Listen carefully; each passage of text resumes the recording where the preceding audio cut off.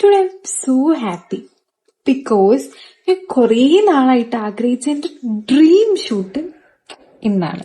എന്ത് സുഖമുള്ള ലൈഫാ മോളെ, നീ ചൂസ് ചെയ്ത പ്രൊഫഷനും കൊള്ളാം, ഇത്രയും സിമ്പിൾ ആയിട്ടും അത്യാവശ്യം നല്ല പേയ്മെന്റും കിട്ടും എന്ന് പറയുന്ന ഒരുപാട് ആൾക്കാരുണ്ട്.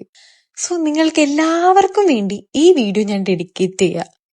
ഈ കാണുന്ന ഓരോ ഔട്ടിന്റെ പുറകിലും ഒരുപാട് എഫേർട്ട് ഉണ്ട്. കാണുന്ന പോലെ എല്ലാം എപ്പോഴും അത്ര സിമ്പിൾ ഒന്നും ആയിരിക്കില്ല. ഇത്രയും കഷ്ടപ്പെട്ടിട്ട് നീ എന്തിനാ ഈ പ്രൊഫഷനിൽ തന്നെ നിൽക്കുന്നേ, ഇത് തന്നെ സ്റ്റിൽ കണ്ടിന്യൂ ചെയ്തു പോകുന്നത് എന്തിനാന്ന് ചോദിക്കുന്ന ആൾക്കാരും ഉണ്ട്. ഞാൻ ഒരുപാട് ആഗ്രഹിച്ച് ചൂസ് ചെയ്തൊരു പ്രൊഫഷനാ ഇത്. അതുകൊണ്ട് തന്നെ മറ്റെന്ത് ജോബ് ചെയ്യുമ്പോൾ കിട്ടുന്നതിനേക്കാളും ഹാപ്പിനെസ് ഇപ്പൊ എനിക്ക് കിട്ടുന്നുണ്ട്.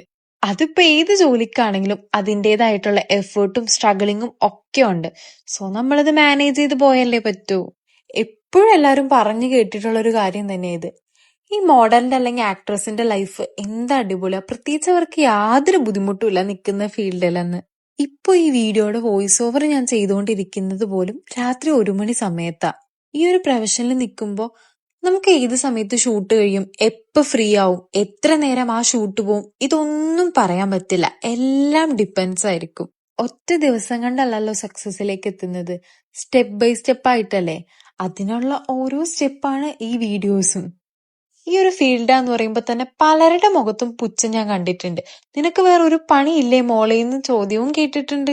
പക്ഷെ ചില കാര്യങ്ങളുണ്ട്, ഉപേക്ഷിക്കാൻ നമ്മൾ നോക്കിയാൽ പോലും നമ്മളെ കൊണ്ട് പറ്റാത്ത അത്രയും നമ്മുടെ സ്വപ്നമായി മാറിയ ചില കാര്യങ്ങള്. പൃഥ്വിരാജ് ഒരു ഫിലിമില് പറയുന്നുണ്ട്, ഉറക്കത്തിൽ കണ്ട സ്വപ്നമായിരുന്നെങ്കിൽ മറക്കായിരുന്നു, ഇതിപ്പോ ഉറങ്ങാൻ സമ്മതിക്കാത്ത സ്വപ്നമാണെന്ന്.